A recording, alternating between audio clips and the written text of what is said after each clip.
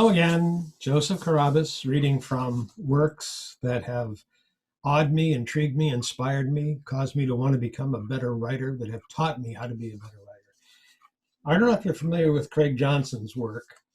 His books have been translated to TV shows. Longmire is the show. The early seasons were great. The later ones, not so much. But anyway, um, the Western Star is about mid-level in his mid time sequence in his work. He's written stuff after, written stuff before. Um, Now, the great thing about writing a series is that for your regular readers, you don't have to tell them everything about the characters and the place and the environment and the setting. That they know it from previous books. However, to pull in new readers, you have to give them enough as quickly as possible so that they become engaged, but your regular readers don't become bored. Worst thing that can ever happen is a reader gets bored and puts down your book. They may never pick it up again.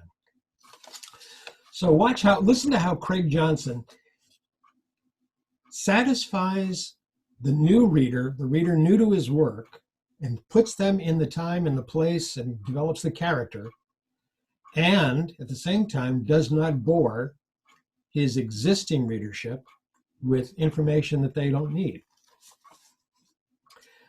I pressed in on the knurled end of my Colt 1911 A1 with my thumb, at the same time rotating the barrel bushing a quarter turn clockwise to free the plug and recoil assembly.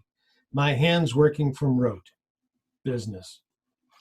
Joe Ironclad, the young Arapaho sheriff, held up my silhouette target, the fluorescent light beaming through the holes tightly grouped at the center with only one high and slightly off to the right.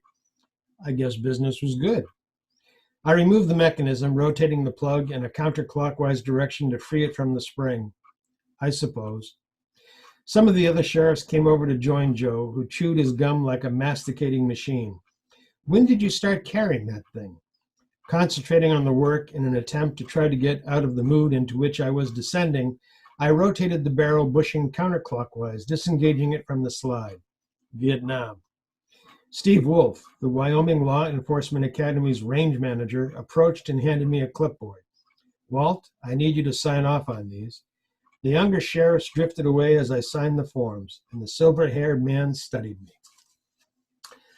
Again, you're going to appreciate this. You know that this is being told, the story is being told first person by Walt Longmire, the sheriff. And very first paragraph, two sentences, but one major sentence. Pressed on the knurled end of my Colt 1911 A1 with my thumb, blah, blah, blah. Man respects good workmanship. He's specifying it. So the reader, whether old or new, meaning someone new to his writing versus someone who's familiar with the series, has a real sense of this individual, Walt Longmire.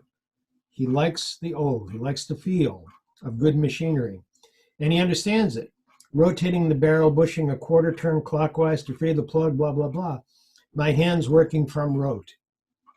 This man knows what he's doing. He doesn't have to think anymore, like a gifted pianist, which, by the way, Longmire is. He's done this so many times, his hands already know how to do it. Joe Ironclad, the young Arapaho sheriff, held up my silhouette, beaming through the holes tightly grouped in the center, only one high and slightly off to the right. Longmire knows how to shoot a gun.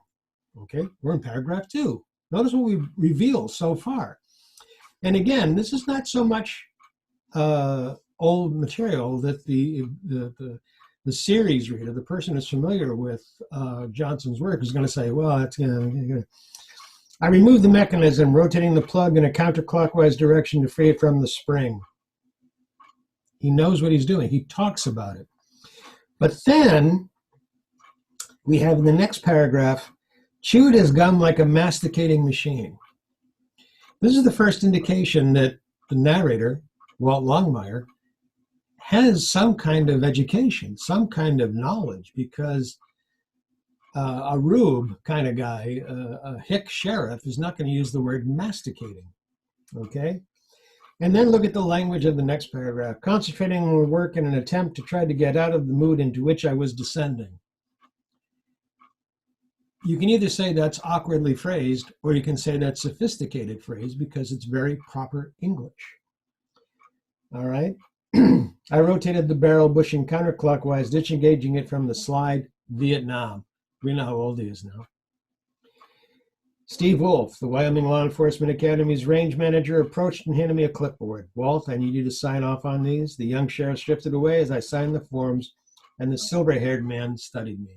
We know who his friends are. We know who he spends his time with. Not the youngsters. They don't have time for him. The old guys do. Again, Craig Johnson. The last book of his that I wrote was